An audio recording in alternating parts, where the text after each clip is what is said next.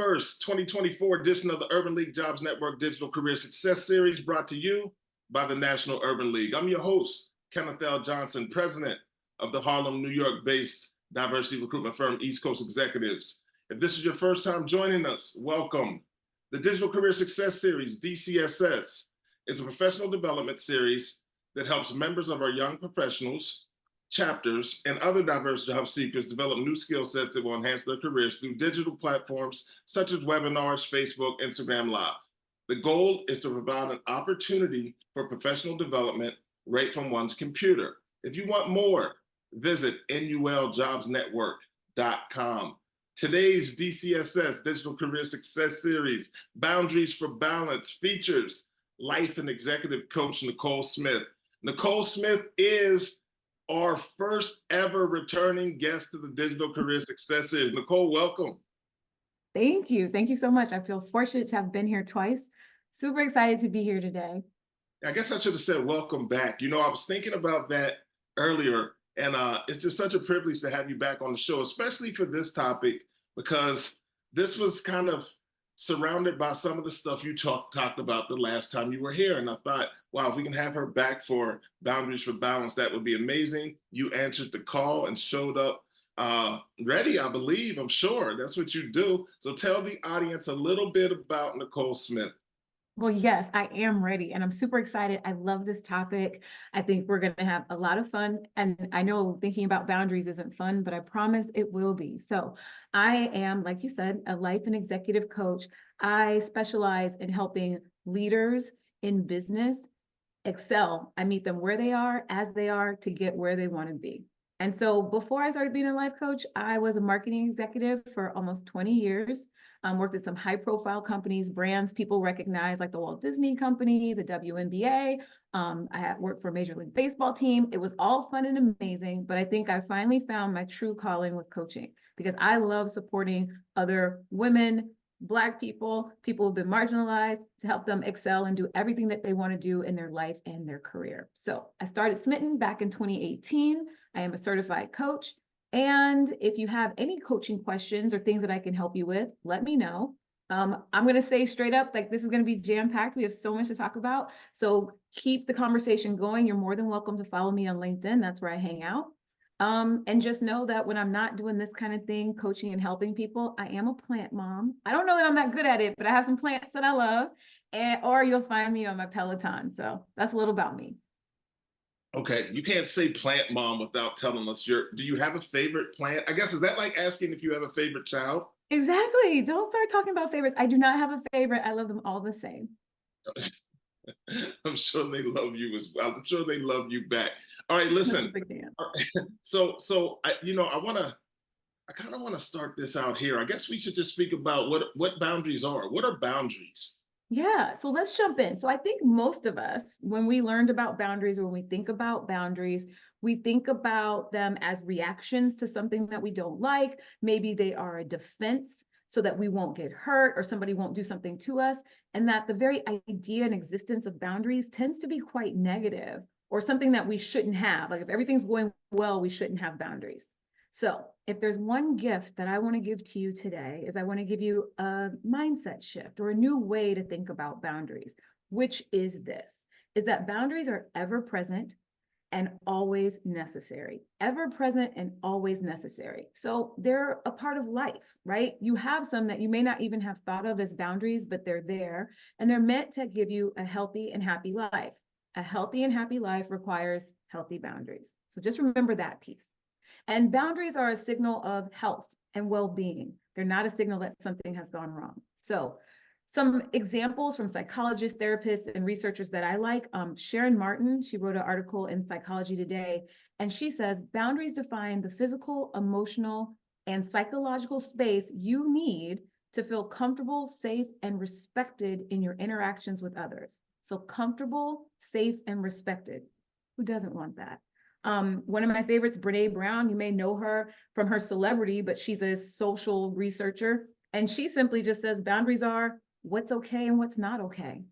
And you get to decide that, what's okay and what's not okay. Your boundaries are your expression of that.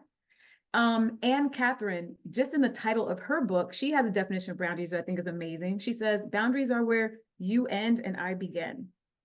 Think about that. Your boundaries allow people to understand where that person ends, their needs end, and yours begin. And she adds that they're essential for your mental and physical health, as well as developing healthy relationships. So What from if, my perspective, oh, if you don't mind, can you repeat the name of that book again for me so they can drop that in the chat? yeah, the book by Anne Catherine is called Boundaries, Where You End and I Begin. And Oh, Brene Brown also talks about boundaries in her book, Dare to Lead and Atlas of the Heart. You can find all of those there as well. you know, Nicole, I probably should have shared with you that we have a real active chat here at the Digital Career Success Series. So Love it. links, as you're dropping gems, we're dropping links into the chat. Corey and his team do a great job of just getting that information to our audience. And by the way, if you're in the chat and you're communicating, please let us know where you're from. Please let us know if you have any questions, but you want to put your questions in the Q&A, and we'll do an extended Q&A with Nicole today.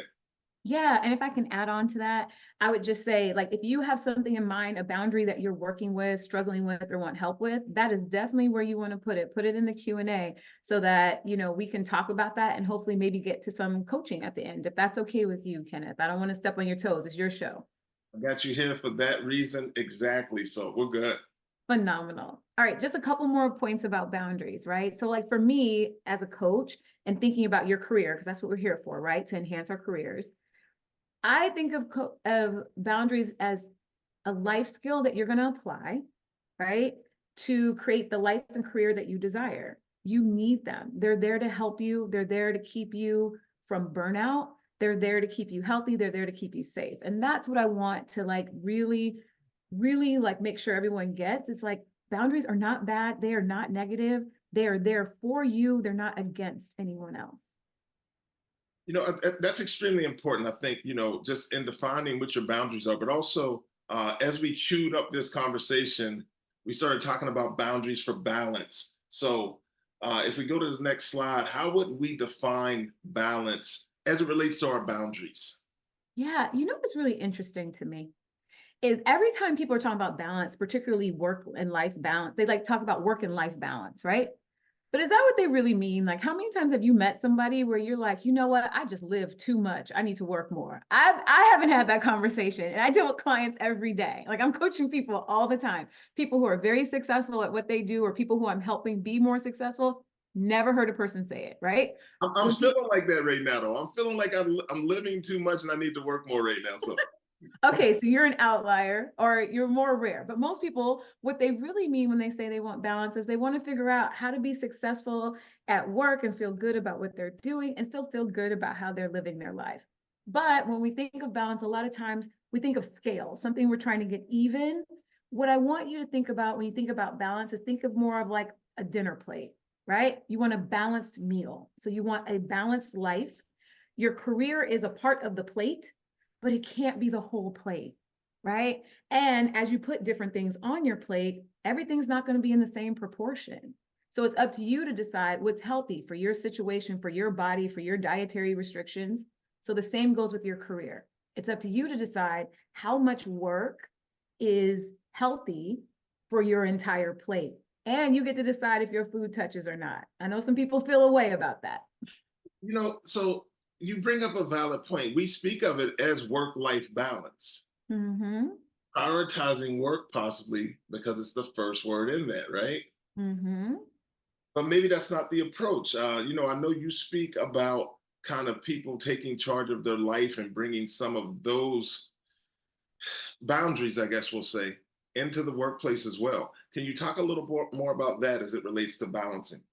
Sure. So the way I think about it is it's all life, right? So whether it's your life at home with your family, with your friends, your hobbies, or it's your life at work, it's all one big life. It's all yours. So that's how I think about it. So when we focus in on our work portion of life, I think it's just important to remember it's just a portion, right? It's not the whole thing. It's not your whole life. That's not how it's intended to be. And you get to decide, you get to make decisions, you get to create boundaries that determine what your work life is and how you want to interact with work, how you want to interact with people at work. Like, remember that definition that I talked about earlier from Sharon Martin, which was defining the physical, emotional, and psychological space that you need to feel comfortable, safe, and respected. That is also true at work. So Nicole, what makes a good boundary? This is a yummy question. So, a boundary has three components that's important for me to share with you. So the three components of the boundary, the first one is the actual need or desire that you're fulfilling. So if you need more space or if you need more time, that is the need and the request that you're going to make. The second piece of a boundary, excuse me, is how it's communicated. Now, I have to pause here. Usually I would just be like, okay, communicate your boundary. Clear is always kind. You want to be as direct as possible to make sure that it's well understood. But we're talking about work, right? And communicating at work is a little bit different than communicating at the grocery store or maybe communicating at home. And so you have to be thoughtful of the context and the nuance, and you may have to give a little bit more of that than you traditionally would in other circumstances. Then the third part of the boundary is the follow-up and the reinforcement. So, you could just state your boundary and it's understood and we all move on. But sometimes there is some follow-up and there is some reinforcement. And if you don't follow up or reinforce your boundaries, then it's not likely that they'll be adhered to. And that's going to leave you feeling defeated, disrespected, and back at the place where you needed the boundary to begin with. So the three pieces, the anatomy of a good boundary, are clear request and desire that you're fulfilling, clear, concise, and direct communication, and then the follow-up and the reinforcement. But I'll add one more thing about what makes something a good boundary, is that it comes from a place of goodness. It comes from a place of wanting something good for yourself, not battling evil in others. So if your boundary is like, I really want this for myself. This is what I want in my life. This is what I want my career to look like. And setting this boundary gets me there. That takes your boundary from good to great, maybe even excellent. All right, so let's talk about that. Like, you're setting this up for your life, but in what areas of life are boundaries actually helpful? Everywhere. Everywhere. Boundaries are everywhere. Boundaries are like, there's no limit to the places where you need boundaries, and they're for everyone. There's not a person on the planet who doesn't need boundaries. So like, think about it. There's some very like hidden, invisible boundaries that we all have, right? Like, I won't answer the phone if I'm sleeping, kind of, that might be a boundary. Something that you're like, yeah, this is where my need for sleep comes in and your need to talk to me ends, right? Some people, you take your shoes off when you come into their home. That's a boundary. So they exist all over the place. I think sometimes when we have boundaries that we feel include conflict or feel less comfortable, that's when people start to be like, oh, boundaries. They become a big deal. But they don't have to be that big of a deal. Yeah, so I hear that often, right? Boundaries can be intimidating. So what can we implement today that kind of eases us into a, let's say, a boundary cycle where, our boundary mindset, where we're delivering on this promise to set boundaries? I kind of like that, a boundaries mindset. I'm gonna have to explore that a little bit. But what I would say is, if you're looking to make boundaries easier in your life or something that you want to implement more, there's a couple things. First, let's go back to the beginning and the kind of mindset shift that I talked about, right? Boundaries are good. They're not bad. Boundaries are here to keep you safe. They are for you. They are about you, right? So I think that helps us a little bit, that there's nothing wrong with having boundaries, that they're not inherently negative. It's okay. I think, and if I can digress just for a moment, especially as Black people, and especially if you identify and live life as a woman, we're often told not to speak up for ourselves, not to advocate for ourselves. And if you think about it, in our ancestral history, that could have been life-threatening. So it makes sense why that's been like brought down. So you have to really give yourself some compassion and grace for those feelings, for that hesitancy to want to set a boundary or to express a boundary, because there may have been a day and time, maybe not in your generation, but in previous, where that was not okay. And that has been taught to us, generation after generation. Let's be generational change agents and start to advocate and speak up for ourselves and tell people what our needs are, and recognize that it's okay to have needs. It's okay to have desires, and it's okay to express those. And I think it's okay that I totally forgot your question because that was really important to me. Yes. I don't know if I answered it. You answered it. We're good. Listen, we're moving really fast here, but I want to let the audience know that they can drop their questions in the Q&A. This is the Digital Career Success Series, National Urban League Jobs Network, featuring Nicole Smith, life and executive coach, founder of Smitten. All right, before we even get to the question that's on the board here, I want to speak about this. You know, boundaries and burnout are often related. I've heard you speak about that on your Talk About It Tuesday platform, and I wanted to definitely have that question as part of this conversation. Tell me about the relationship between boundaries and burnout. So you're going to have me have to bring Talk About It Tuesday back. I haven't done that in a while, but you're out here promoting it. So this is a little, I got the subliminal going on there, but let's talk about burnout and boundaries. So a diagram that I love is by a researcher named Nick Petrie, and he has the burnout curve. And I posted it on LinkedIn. If you guys come and follow me, I'll repost it. We may even be able to put the link in the chat, but there is a burnout curve. So at the top of the burnout curve is like relentless work ethic. So you come in, you want to do a good job, you're going to do everything to make it happen. But then that's where the downward spiral starts. Because then the next piece is the bottomless workload. We all know that the reward for doing a good job is typically more work, right? And then it continues to kind of go down into now you're feeling fatigued and tired, you're burnt out. And at the bottom of the curve is where you're completely burnt out. And then he talks about how you get out of that. Where boundaries come into place, two places on the curve. The first one, that relentless work ethic. You need to have a boundary with yourself about how much you are willing to take on and when you need to stop. And that's really hard. And I'm speaking to you as some have maybe suggested that I'm a perfectionist. I definitely identify as a high achiever, you know? And it's hard because you want to get everything right. You want to do things well. But let me tell you, a sneaky sign that you need better boundaries and that you need to maybe work on it is the thought that you need to do everything all the time, always perfectly for everyone. And that you're always saying yes, that you're scared to say no. These are often applauded because people are benefiting from it, right? Everyone's benefiting from this amazing work that you're doing. But I can promise you that it's a sign that you may want to evaluate and look at setting some boundaries so that you don't end up in the bottom of that curve, so that you don't end up at the bottom of your list and in burnout. The next place where you might want to look for boundaries is that bottomless workload. If you survive the astronomical work ethic and you end up in this workload where you're piled on, right? When do you say it's enough? When do you say stop? When do you say, hey, you know what? I can do all of this well. I just can't do all of it right now. And how do you communicate that? That's a boundary to help you prevent burnout. And that's a communication that you need to set up using the 3 steps we talked about.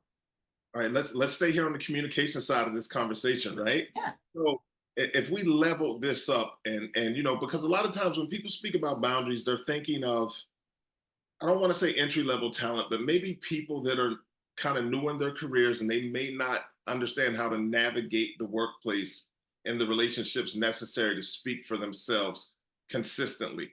But as you kind of work your way up the ladder, typically what comes with that is a little bit of work capital. You can kind of make some decisions, not only for yourself, but for other people. What are the responsibilities of senior level executives, the people that you're coaching, right?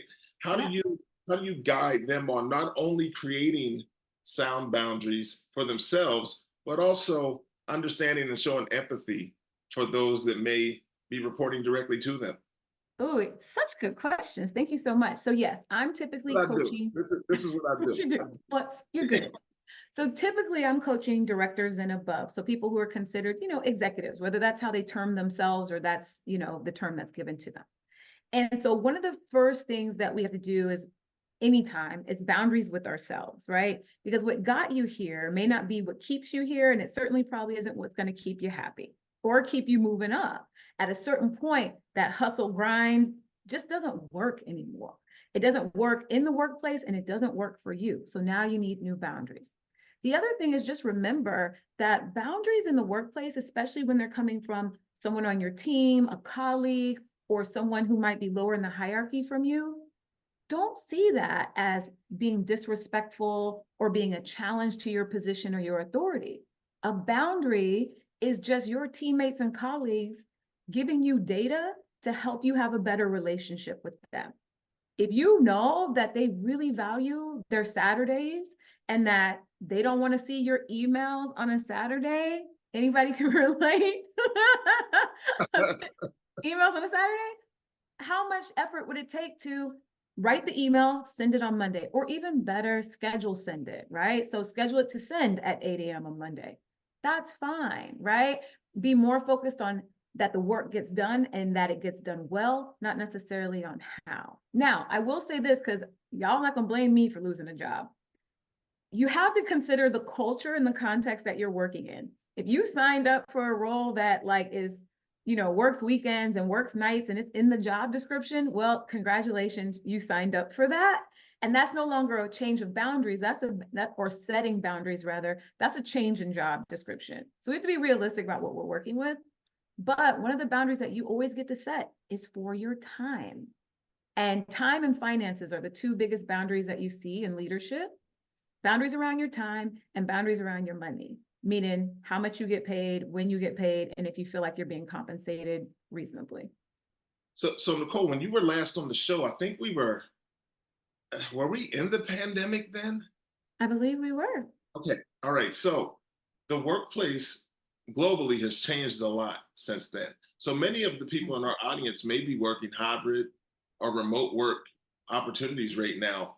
And I would imagine that, does that impact, do the boundaries change?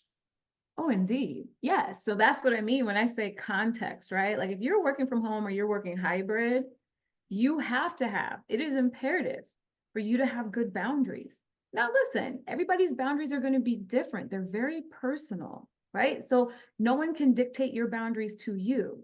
What I recommend is taking a moment, because a lot of people never had a moment to think about, what does my work life look like now that I'm doing it from my living room, right? Now that I'm doing it from home, what do I want my work life to look like? Some people are cool with running to Target in the middle of the day, maybe getting their hair braided. I know there's somebody doing whatever. Some people are cool with that and they can toggle and they work it out. Some people are like, nah, I need to focus and I need to have set work hours and I need to close my laptop at a certain time. If I talked about how many times I talked to my clients about closing that laptop at a certain time, but if you can do that and separate your personal life and your professional life, for some people that works really well. For some people, having an actual lunch hour. So again, boundaries around your time. Anywhere you work, at home, in an office, hybrid, having dedicated think time, dedicated work time, so that you're not in constant back-to-back meetings, running all day. Even a boundary of 5 minutes between meetings so that you can toggle your brain and give your mind a second to close out what you were doing and start the next topic. Those are really simple things that we can implement right away that just need you and your calendar and a little bit of courage, because you might be pushing against the social norms that you're used to or that exist within your organization. Listen, we've just gotten really conversational because questions are coming to mind that I have to ask. So we're speaking about the boundaries that one sets for themselves, especially in a remote hybrid work environment, right? But when you're working from home, there are other people in the house There that could may be. be stomping all over your boundaries. They may be very disrespectful of your boundaries. How does one have that conversation?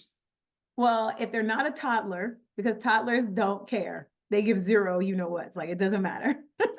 If they're adults that you can reason with, or at least, children of age that you can reason with, it's the boundary. I was going Hey, to say they could be teens and they kind of qualify as toddlers and adults in a sense, right? well, here's the thing. Let's go back to the three pieces, right? So Yes. the first one is establishing, what is it that you need? Like, what is it that will make this better for you? It might not be that you need them just to be gone, or maybe you do just need them out of the house, right? Or maybe you just need them to be occupied while you're on calls. Then it's clearly and directly communicating that, hey, when I'm on a call, or like when you see this green light on, please don't speak to me. please don't walk in the background of my, of my video, you know, whatever it is. And then you do the follow-up and the reinforcement. Now, the first time you might get it, it may need some reminding. These are people that you love. These are people in your family. So they may need to be reminded, right? But then if it continues to happen, what are you going to do? What is the consequence of them not respecting this boundary? Any of the parents out there know, y'all do this all day, every day, right? Set the boundary, and there needs to be a consequence for not respecting or maintaining that boundary.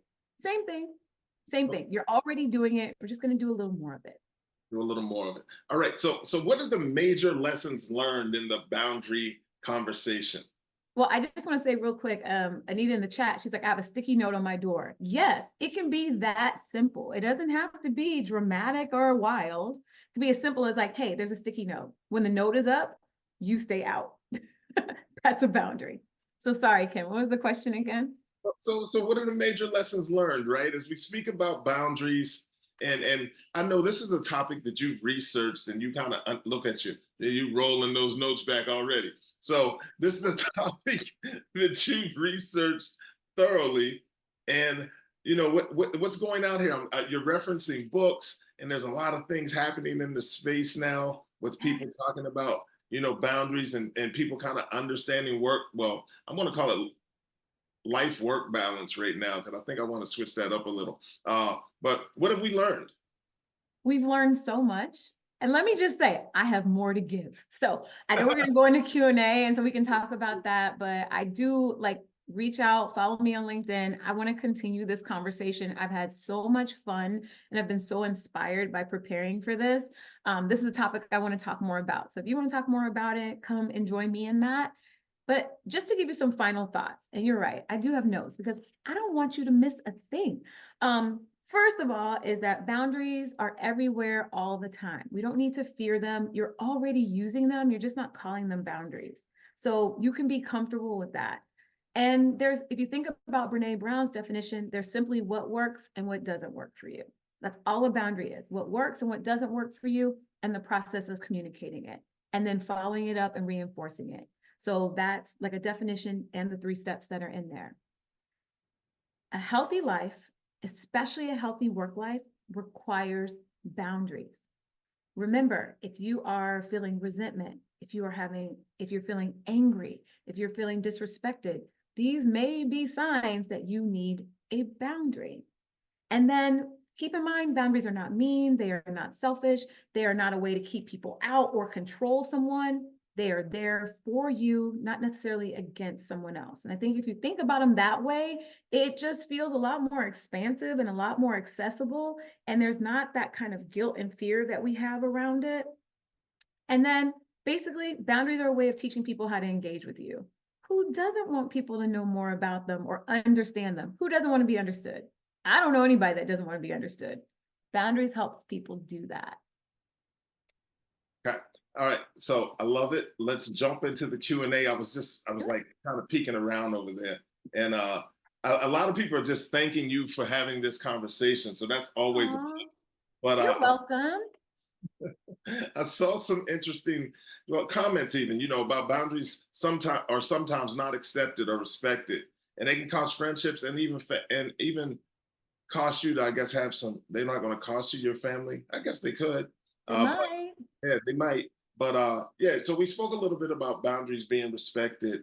But I think what I took from your piece on that is that if we communicate clearly with some empathy, maybe we can allow people to just be a little more thoughtful in the way they receive what we're sharing. And also too, listen, I'm just going to be frank about it. Everybody doesn't have to understand your boundaries. They don't have to get it. They don't even have to like them. What we're looking for them to do is respect them. Right? So be okay with other people not being okay. That's a part of the human experience, all the feelings, the discomfort, the awkwardness. Don't get in the way of what God is doing in their lives. Let them have their full human experience, but you need to have your boundaries. And sometimes being able to feel that awkwardness is a part of the process. So Nicole, this question is really interesting. Can burnout go unrecognized? Yes. Now, so, okay, I'll elaborate.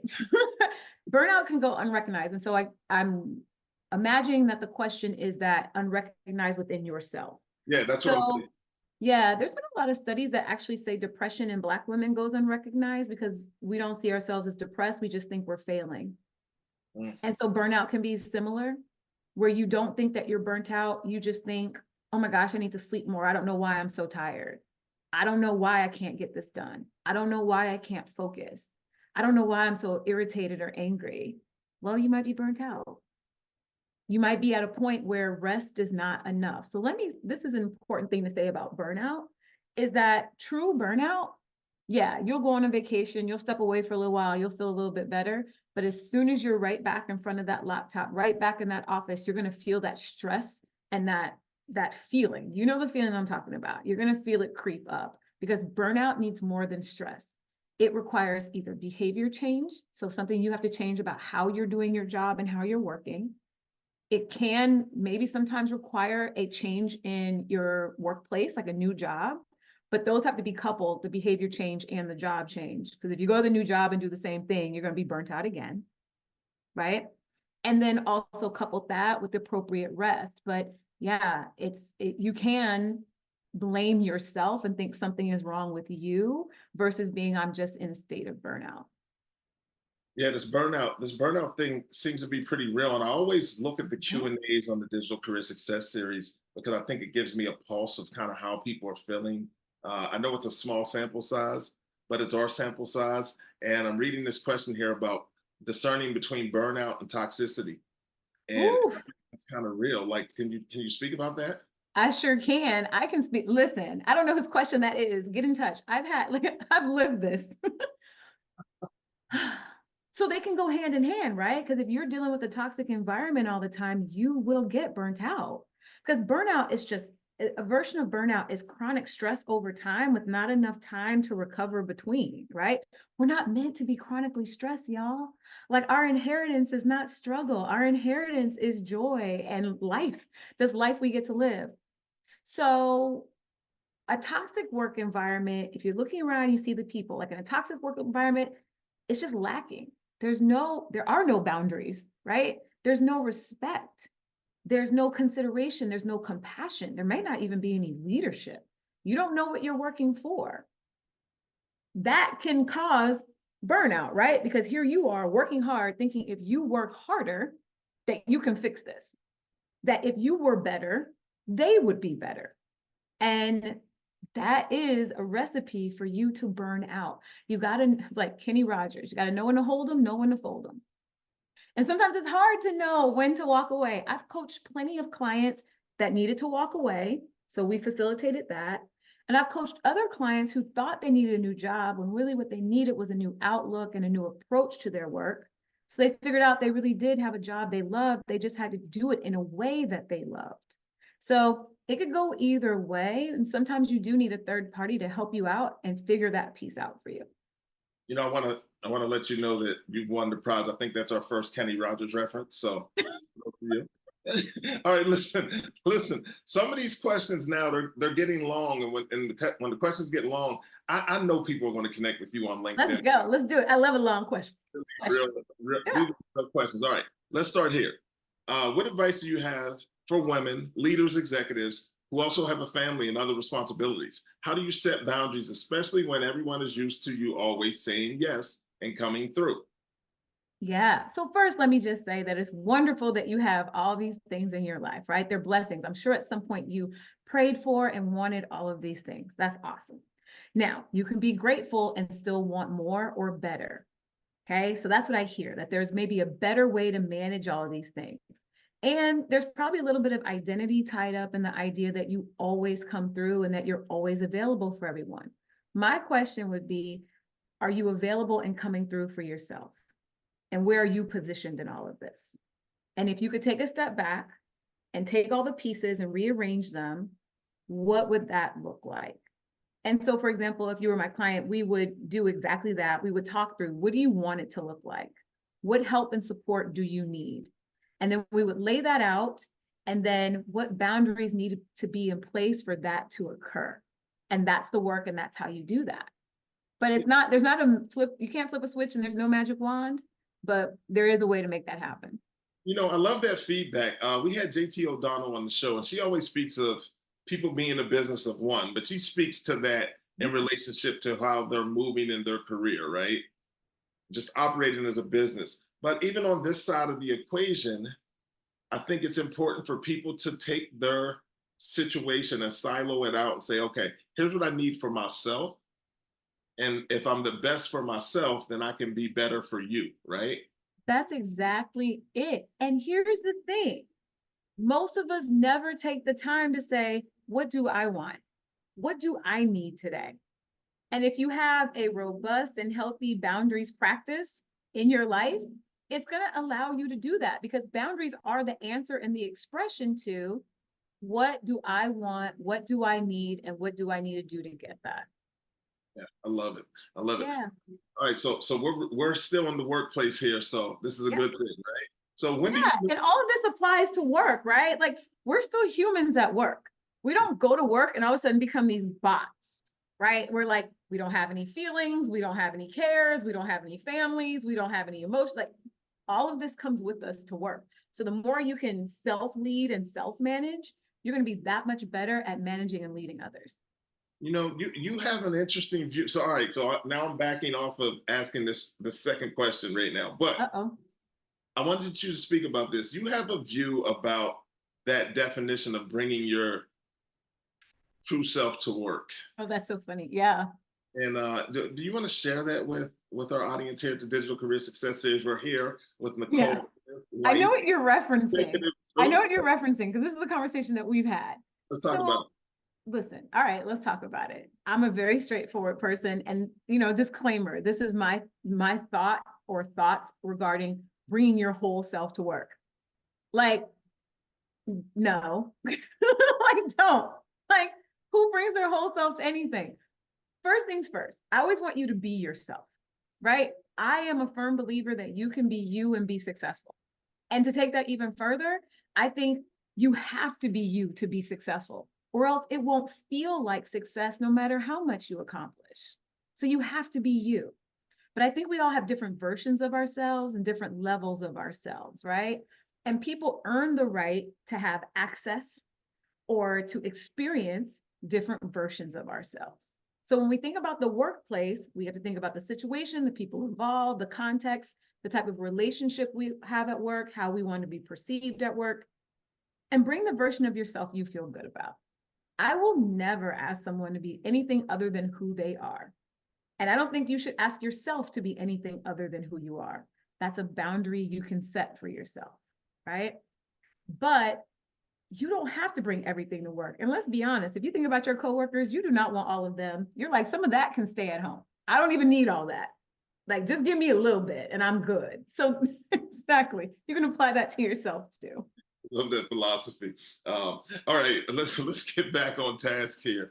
I'm like thinking about people. I was like, I didn't need all that. I could have took a little less of that. And everybody on here has somebody that in mind right now that they feel that about. Sure. And by the way, don't leave that person's name in the chat. Like, please don't. Put in the Q&A so we can see, but don't put it in the chat. All right. So that's pretty funny. That's pretty funny. All right. When do you know it's time to leave a job or company that you know you don't belong? You're burned out, constantly being set up for failure. How do you get over the feeling of guilt and how do you get over the feeling of guilt for leaving that company? Would I have guilt for leaving a place that I feel disrespected me? I'm not so sure of that, but let's talk about it. Yeah. Okay. So this is normal, right? So I would say if it's impacting your health, you really have to think about leaving. So I have 3 things to say about this. Hold on, let me just write myself a note.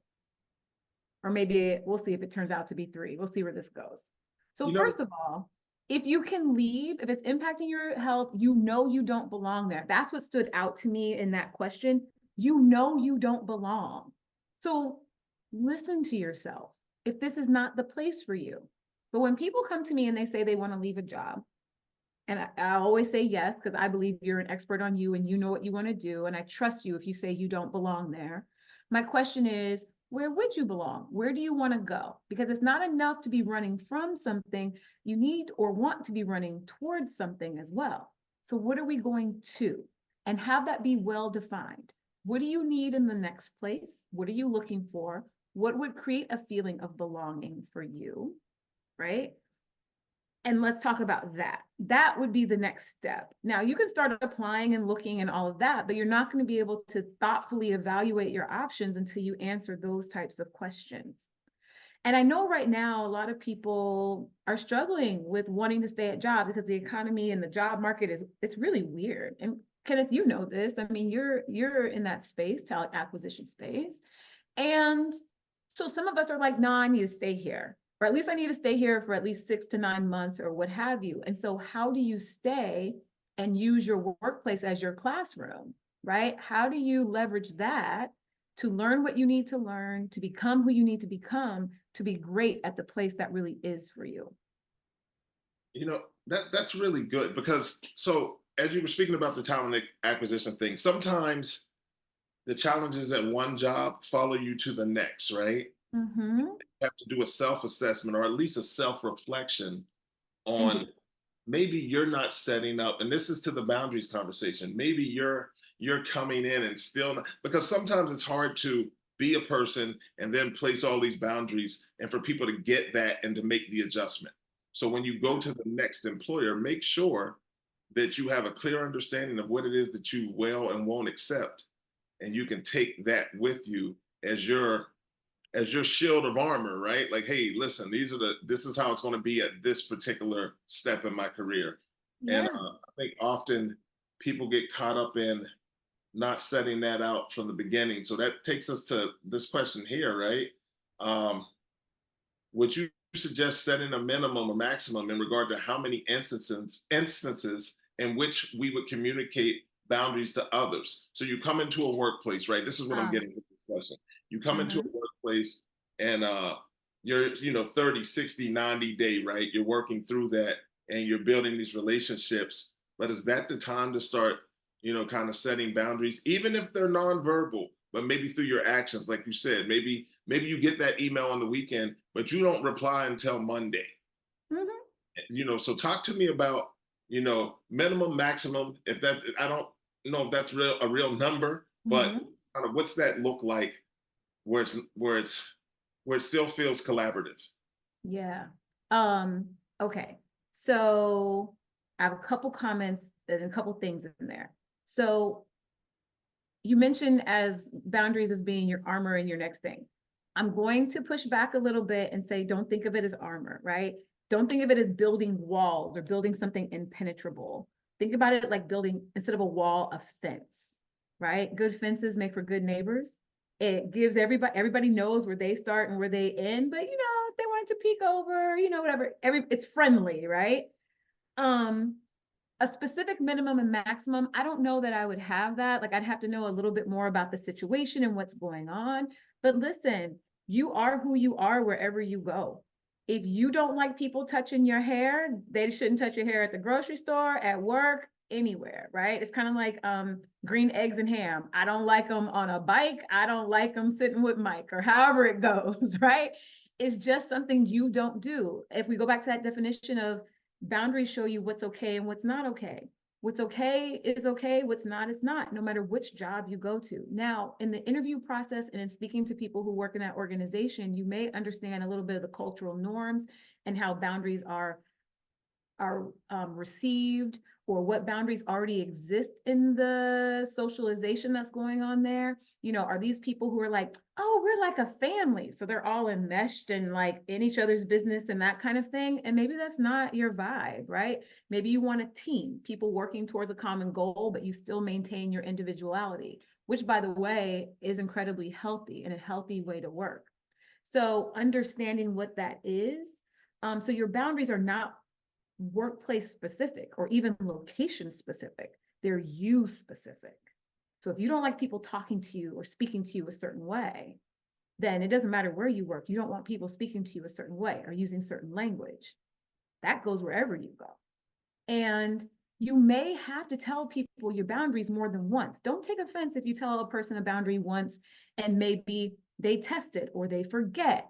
But I think you have to take it on a case by case and take in consideration nuance and context to decide how many times you want to tell that person about that boundary.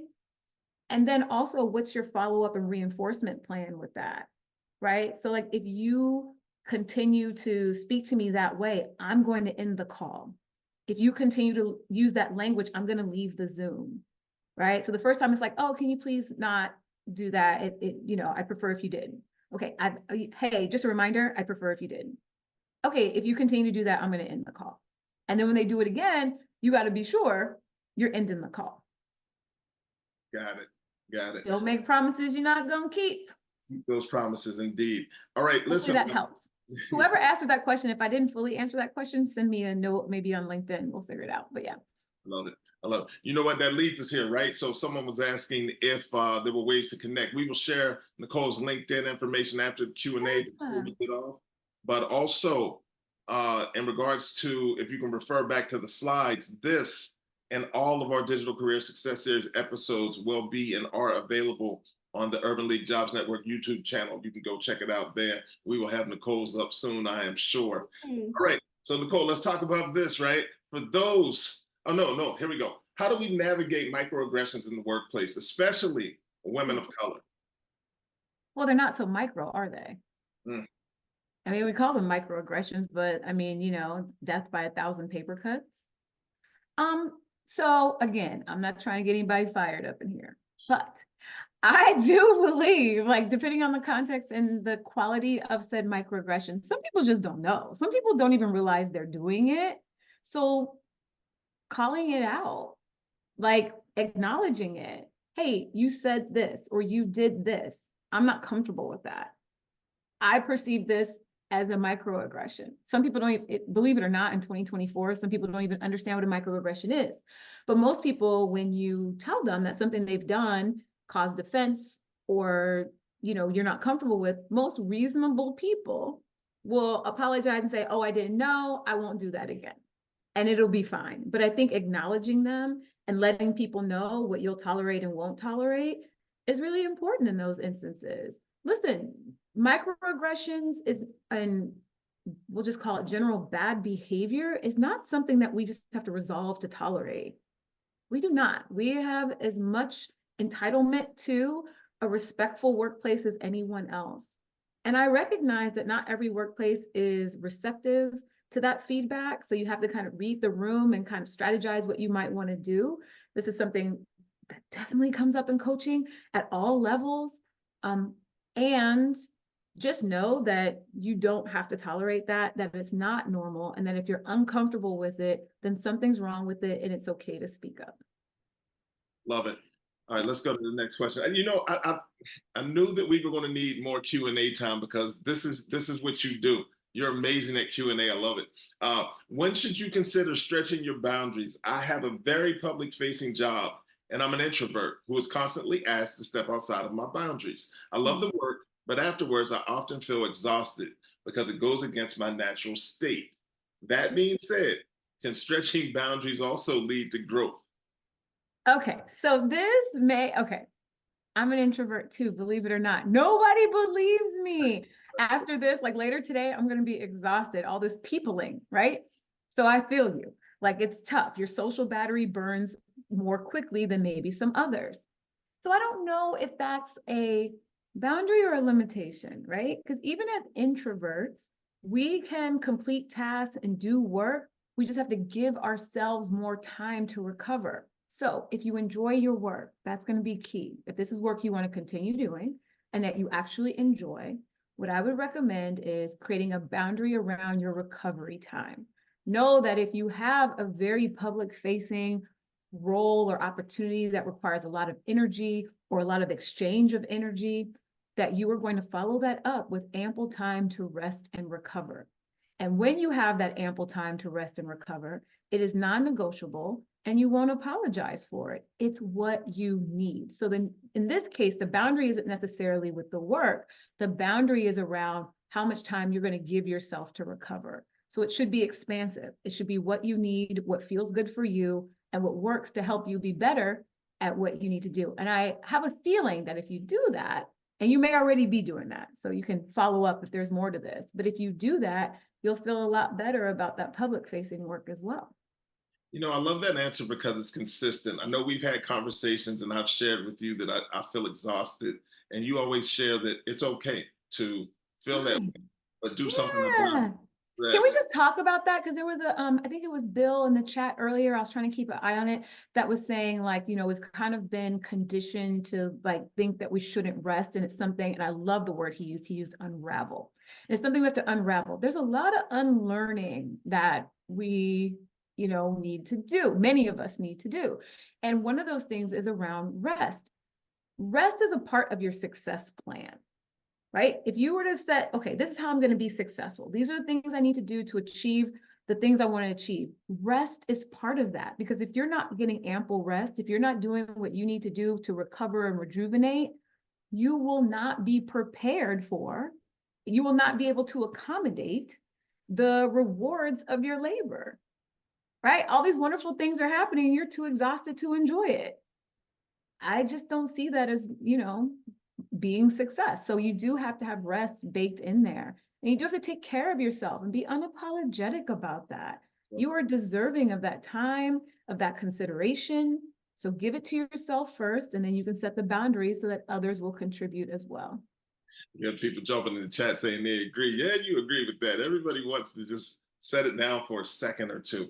All right. I mean, listen, recovery is important, especially, yes, Teju, especially for us introverts. We have to recover. If we don't recover, you won't like us very much.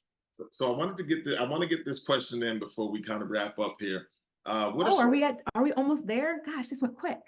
I told you it was going to go really quick, especially once we got into your Q&A session. Yeah. What are some tips for boundary setting for single women without children, partners, spouses? How do we deal with a sincere desire to help out without feeling guilty because we may be expected to pick up the slack for others with familiar obligations? Okay. So you heard the part where I was a plant mom, right? So I feel you on this whole entire question. So just know this, know this, that what's yours is yours, and you get to decide how and when you want to distribute it. And it's so hard. I've had to set this boundary in my life before by saying, I can't give this to you, or I can't share this with you. So earlier we talked about signs that you're headed for burnout. One of the telltale signs that you're headed for burnout is feeling responsible for everyone and feeling responsible for everything. You are not responsible for everyone, especially other adults. You're just not. And I think sometimes in families, we do have dynamics where it's like, well, that's my family. I'm supposed to help them out. But guess what? You're your family too. So help you first, right? So this comes up financially. I don't know if that's exactly what you're speaking about, but let's use that as an example. So you have money, and because you're a single person, you don't have little people to spend that, suck up all your funds. Maybe you've been responsible with your money, so it's growing, and people feel like they can come to you and ask for things. And you might feel guilty by being like, well, I have it. Why wouldn't I give it to them? So this is what I recommend, because you need a financial boundary. And the financial boundary is you take your money and you decide for you first. What do you want? What do you want to save for? What do you want to spend on? And then if you have money left over that you do not need, want, or have a job for, then yes, share it if that's what you decide to do, but pay yourself first. And that goes for, they say that in investing, like you should save first and then pay your bills, like pay yourself first. Taking that same approach, I will not loan, borrow, spend, share what I don't have to give. But a lot of times you don't even know if you have it or not, because you haven't stopped to think about, well, what do I need? Yes. Right? And maybe for some people, it helps to have a set amount. Like I have this amount that I can share with family. If it's above that amount, I can't. And maybe it's first come, first serve. Maybe you have some prioritization, but there's so many ways to handle that, to relieve your guilt and to make you feel better about it.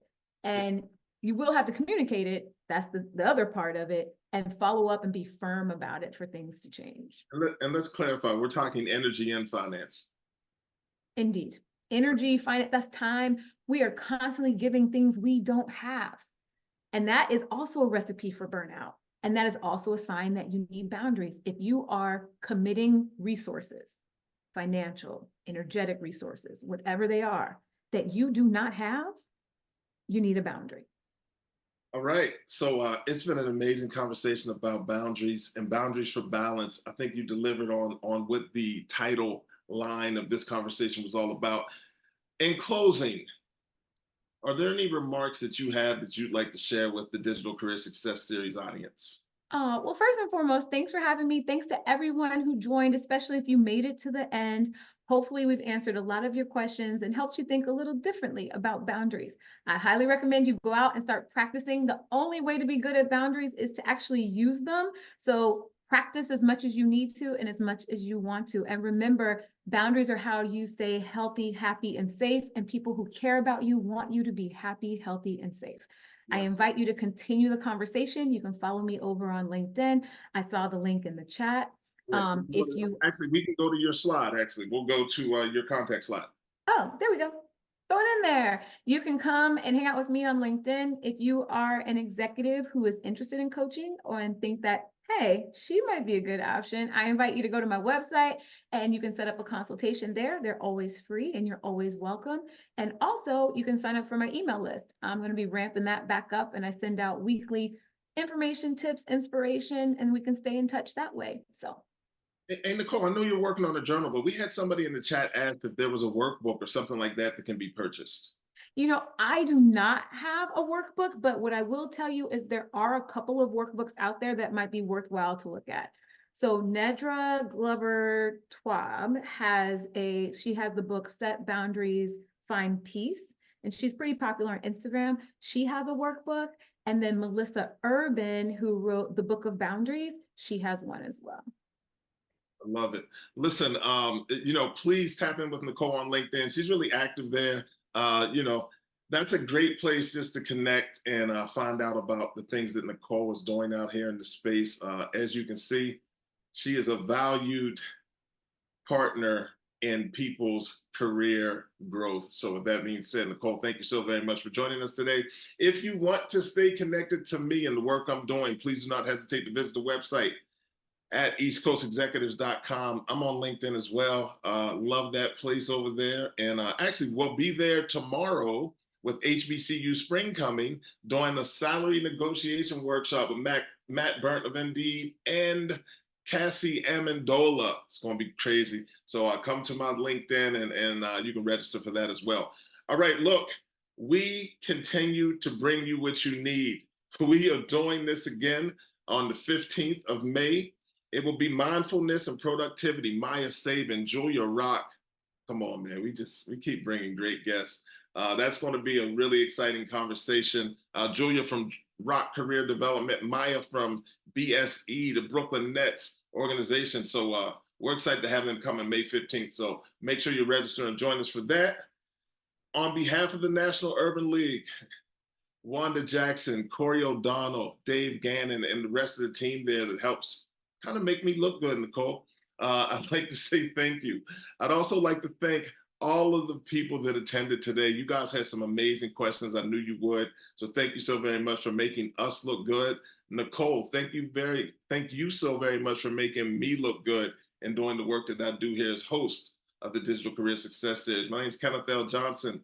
We do it again May 15th. Please register. Nicole, thank you so very much. We appreciate you. And today was great. Everybody have an exceptional weekend. It's May 1st, y'all. May Day already. Enjoy yourself. Talk to you soon.